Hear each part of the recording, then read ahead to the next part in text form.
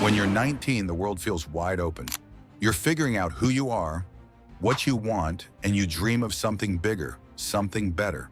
For me, that something came when I was scouted to be a model for Abercrombie and Fitch. Yeah, Abercrombie. The brand that ruled malls, the name that carried weight among teens everywhere. You know, the one loud music, dark rooms, cologne so thick you could practically taste it. But there was more to that shiny, polished facade than any of us knew. I thought I was stepping into an exclusive world where my looks and charm would take me places. The truth? It wasn't stardom I was stepping into. It was a carefully crafted illusion, one that hid something far darker beneath. You have to understand, in the early 2000s, being an Abercrombie model wasn't just a job, it was a status symbol. It meant something. I wasn't just working at a store, folding jeans and manning the register. I was discovered. I was given a title that made me feel like I was above it all. And that's how they got you. They didn't hire employees. They recruited models. You weren't just selling clothes. You were selling a lifestyle, an image, perfection. I can still remember the feeling when one of the store's staff came up to me and said, "You've got the look." I had no idea what that meant at the time, but it felt good. It felt like I was special, like I was about to step into the world of the beautiful, the elite. It wasn't long before I realized that the look wasn't just about good taste or style.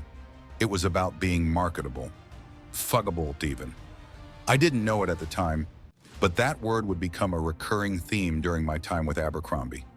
Thousands of us were pulled into this fantasy. Some were even promised fame, the idea that one day you could be spotted in the store and catapulted into stardom. Abercrombie ads were iconic at the time, full of hard-bodied models running through fields, laughing in the sun. We thought we could be those people. But what we didn't see was the fine print, the real story behind those ads, and the truth about the company's CEO, Mike Jeffries. The further I got into the job, the more I saw how superficial it all was. Don't get me wrong, the clothes were great, the discounts were fun, and the customers, they looked at you like you were somebody. But behind the scenes, the reality was anything but glamorous. I started noticing things. Small things at first. For instance, every few months, they took photos of the staff. At first, I thought it was just for their records. But then I found out those photos were being sent to headquarters, where they'd decide whether or not you still had the look. Imagine that someone in a corporate office looking at your picture and deciding if you were still hot enough to represent the brand. If you weren't, you'd be moved to the back room. If you gained a little weight or if your haircut wasn't on brand, you'd be demoted to cleaning toilets or stocking shelves. It wasn't just about being attractive, though. It was about fitting into a very specific mold. White, thin, athletic, preppy. Anything outside of that? You didn't belong. All of this was orchestrated by Mike Jeffries, the man who built Abercrombie into a fashion empire. He was the one who decided the brand only catered to cool kids, the all-American, white, attractive ones. He didn't even try to hide it. In interviews, he openly admitted that Abercrombie wasn't for everyone. He didn't want everyone's money. He only wanted it from those who fit his image of perfection. I'm ashamed to say that, at the time, I bought into it. Like many others, I thought I was lucky to be part of something exclusive. But the deeper I got into it, the more I realized that Abercrombie's exclusivity wasn't about making you feel special, it was about control. Recently, Jeffries and his partner, Matthew Smith, were arrested for sex trafficking. The FBI caught up with them, and now the world knows the truth. They used their power and wealth to manipulate young men, promising them fame in exchange for unspeakable acts. And while the details of that case are horrifying, it didn't surprise me. Jeffries had been manipulating people for years inside and outside the stores. Working for Abercrombie meant one thing above all else. You had to look the part. That was the #1 priority. It didn't matter how well you did your job, how many jeans you sold, or how helpful you were to customers. If you didn't look a certain way, you were out. Simple as that. Secret shoppers came in regularly, but they weren't judging us on our customer service. They were judging how we looked, how fuckable we were in Abercrombie's eyes. I remember one day a co-worker of mine came to work with a new haircut. It didn't fit the Abercrombie image. So the next day, she was assigned to the stockroom. That was the company's way of getting rid of people who didn't fit anymore, moving them to the back, out of sight. The lawsuits started rolling in. People who didn't fit into the Abercrombie mold were filing complaints about discrimination. And they were right to. You didn't have to be white, thin, and athletic to work hard or be good at your job. But Abercrombie didn't care. If you didn't match the brand's aesthetic, you didn't belong. It wasn't just about race, though. For many of us who were gay, Abercrombie seemed like a place where we could finally fit in.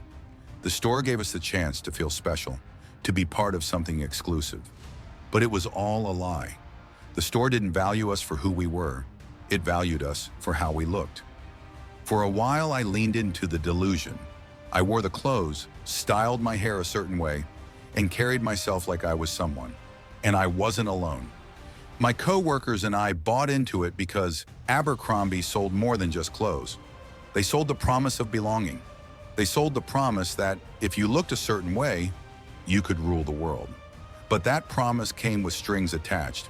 You had to sacrifice your individuality. You had to become what they wanted you to be. And eventually I realized I was chasing something that didn't exist. It wasn't real. The version of myself I was presenting wasn't real. It was a fantasy one that Abercrombie used to control and manipulate us. When Mike Jeffries stepped down in 2015, Abercrombie changed. The overt sexualization of its ads disappeared, and suddenly you saw diversity in the store's people of all shapes, sizes, and backgrounds. The brand finally realized that it couldn't survive in a world that was becoming more inclusive. But for those of us who lived through the old Abercrombie days, the scars are still there. The damage that came with being reduced to just a body, to just a look, is hard to shake. Jeffries may be gone, but the culture he built left a lasting mark on all of us. So what did I learn? I learned that being exclusivity is just a myth, a word used to control people and make them feel less than. Abercrombie sold us an illusion, and we bought into it because we wanted to be part of something special. But here's the truth. You don't need someone else's validation to be valuable. You don't need to chase an image that isn't real. If my story resonated with you, take a moment to reflect on the illusions you're chasing.